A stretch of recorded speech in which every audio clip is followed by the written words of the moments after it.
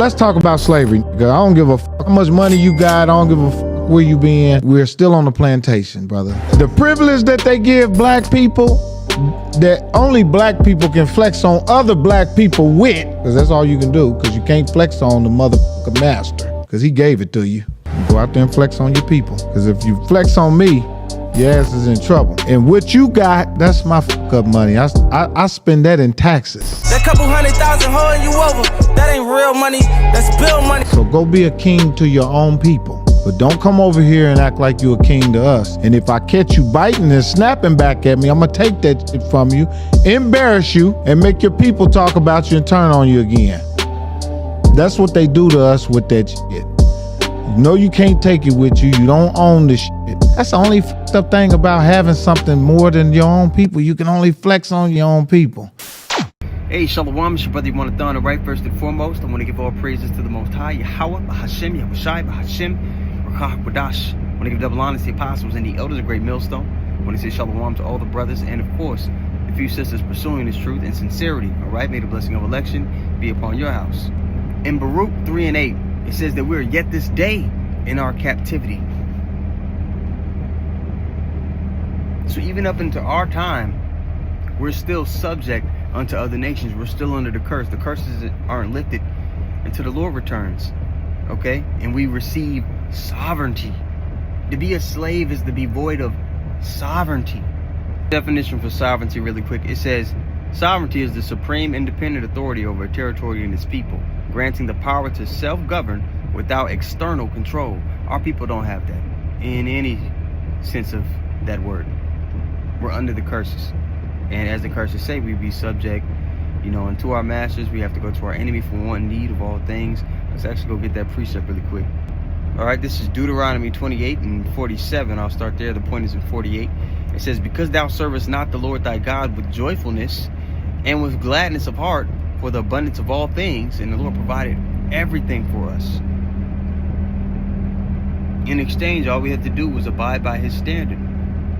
And it wasn't a heavy burden, but our people are disobedient, and for the sake of prophecy, these things had to play out. But 48, it says, therefore thou shalt, 48, therefore shalt thou serve thine enemies, which the Lord shall send against thee, in hunger and in thirst and in nakedness. So we got to get our food, our drink, and our clothing from our enemies. And the thing about that is, our enemies know who we are. They also know the only way to keep us in this downtrodden position is to separate us from our power through disobedience. So when they give us our food, they give us our drink, when they give us our clothing, it's all going to be tainted. The clothing, all of it's mixed fabric. The food is defiled.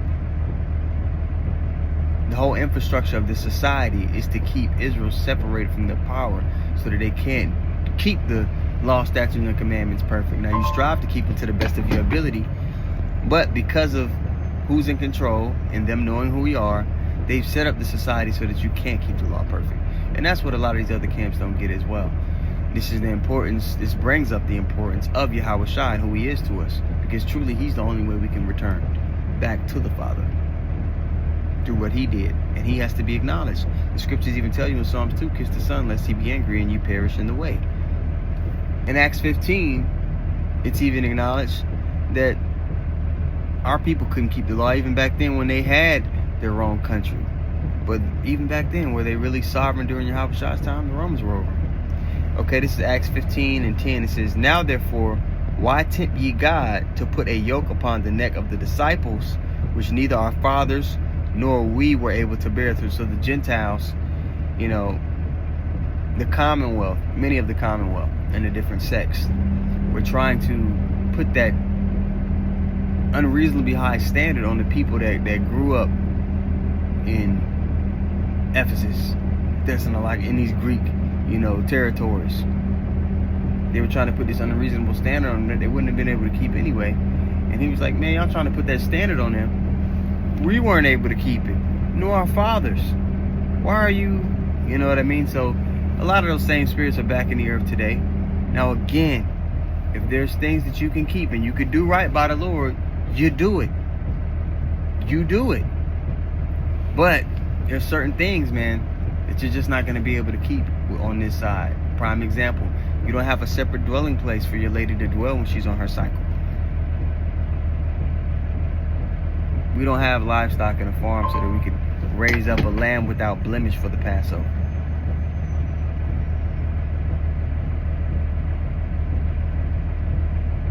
If you go to a restaurant and they've cooked the foul food on it, it's supposed to be broken down. You don't have the authority. We don't even have the authority to do things. We don't have the authority. We don't have the sovereignty to keep the Lord's way perfect. Okay, so let me go to Sirach 17:24, because I did mention if you're able to do it, man, do it. The scriptures talk about offending less. The thing about offending less, it's not stating that you're not going to offend at all. Okay, but we strive to keep the Lord's way to the best of our ability. This is Sirach 17:24. It says, "But unto them that repent, he granted them return, and comforted those that failed in patience. Return to the Lord, and forsake thy sins. Make thy prayer before his face, and offend less." Okay? Not that you're not going to offend at all, but you're offending less. 26.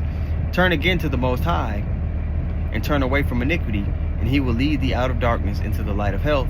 And hate thou abomination vehemently." We're supposed to hate evil. The scriptures say, hate the evil of the good. So ultimately, you're going to be a slave to something. Now, you can be a slave, obviously in the biggest, grandest, we're captive here. But in the spirit, internally, in your mind, you can be a slave to wickedness, you can be a slave to the vibration of this world, or you can be a slave to Yahweh Bashem Yahushua, which within that is the pathway to sovereignty. Even when we get our new bodies, we're going to be slaves to righteousness, but that's beneficial for you.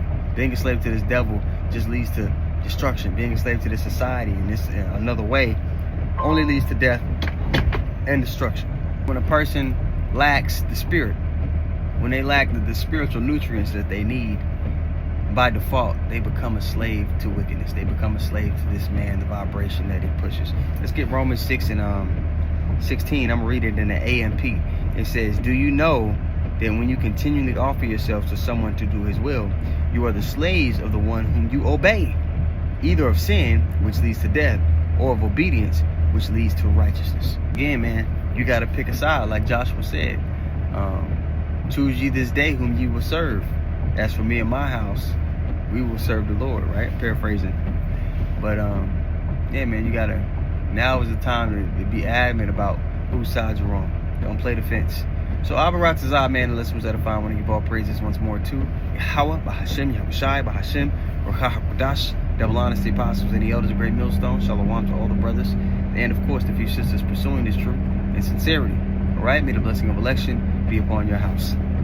Shalom. Let's talk about slavery. I don't give a fuck how much money you got. I don't give a fuck where you been. We're still on the plantation, brother. The privilege that they give black people, that only black people can flex on other black people with, because that's all you can do, because you can't flex on the motherfucking master, because he gave it to you. Go out there and flex on your people, because if you flex on me, your ass is in trouble. And what you got, that's my fuck up money. I spend that in taxes. That couple 100,000 holding you over, that ain't real money, that's bill money. So go be a king to your own people. But don't come over here and act like you a king to us. And if I catch you biting and snapping back at me, I'm gonna take that shit from you, embarrass you, and make your people talk about you and turn on you again. That's what they do to us with that shit. You know you can't take it with you. You don't own this shit.